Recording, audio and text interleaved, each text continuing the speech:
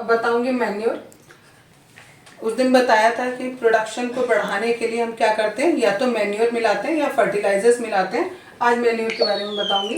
It contains large quantity of organic matter. ये जो manure होता है इसमें ज़्यादा क्वांटिटी किसकी होती है, ऑर्गेनिक मैटर की होती है। ऑर्गेनिक का मतलब होता है जो नेचुरल चीज़ों से मिला हो हमें, जिसमें हमने केमिकल्स या फर्टिलाइजर्स या कुछ एक्स्ट्रा केमिकल्स ना मिलाए हों, उसे हम कहते हैं organic matter. It supplies small quantities of nutrients to the soil. ये थोड़ी कम क्वांटिटी में सॉइल को न्यूट्रिएंट्स देता है। It is prepared by animal excreta and plant waste. Animal का जितना भी एक्सक्रीटा होता है यानी उसका जो वेस्ट प्रोडक्ट होता है और जितने प्लांट का वेस्ट होता है उससे हमारा ये मैन्योर बनता है। It helps in enriching soil with nutrient and increase soil fertility. जब हम इसे सॉइल में मिला देते हैं तो ये सॉइल की फर्टिलिटी को इंक्रीज कर देता है, उसमें न्यूट्रिएंट्स मिला देता है। In using manure, we use biological waste material, which is advantageous in protecting our environment from excessive use of fertilizer. कह रहे हैं जो मैन्योर है ये मैन्योर किससे बना है, बायोलॉजिकल वेस्ट से बना है। बायोलॉजिकल वेस्ट मतलब अभी हमने आप बताया प्लांट का जो वेस्ट होता है वो, या जो एनिमल का एक्सक्रीटा होता है उससे मिलकर बनता है। तो जब हम इसको यूज करते हैं तो हमारा फर्टिलाइजर का यूज थोड़ा कम हो जाता है, उसका एक्सेसिव यूज नहीं हो पाता। और फर्टिलाइजर का यूज करने से हमें थोड़े बहुत नुकसान होते हैं, एनवायरनमेंट को हर्ट होता है उससे, ठीक है। वो कम हो पाता है किसकी वजह से, इस मैन्योर को यूज करने की वजह से। It provide humus to soil. ये जो आपकी सॉइल होती है उसमें ह्यूमस भी प्रोवाइड करता है, और जिस मिट्टी में जितना ज़्यादा ह्यूमस होगा वो उतनी ज़्यादा फर्टाइल होगी। Manure can be classified on the basis of biological material used as.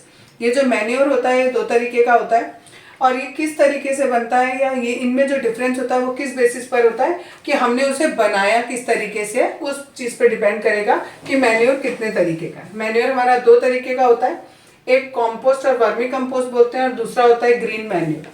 जो कॉम्पोस्ट और वर्मी कंपोस्ट होते हैं इनमें बहुत थोड़ा सा अंतर होता है। ये जो कॉम्पोस्ट होता है ये प्रिपेयर किया जाता है वेस्ट मटेरियल से, और ये हमारा किससे प्रिपेयर किया जाता है, अर्थवॉर्म से, जो केंचुए होते हैं उनसे किया जाता है। कंपोस्ट बनाने में लगभग 3 से 6 महीने का टाइम लगता है, और जो वर्मी कंपोस्ट होता है वो 1 से 2 महीने के अंदर बन जाता है।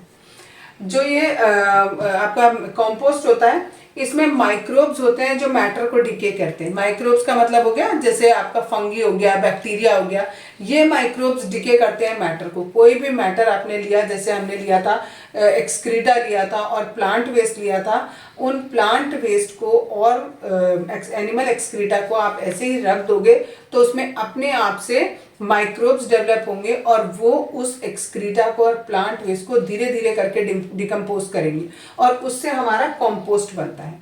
और अगर उसी वेस्ट के अंदर हमने अर्थवॉर्म्स डाल दिए और उससे जो बनेगा वो जल्दी बनेगा, और उससे जो बनेगा उसे हम वर्मी कंपोस्ट कहेंगे। ये एक तरीके का मैन्योर हो गया।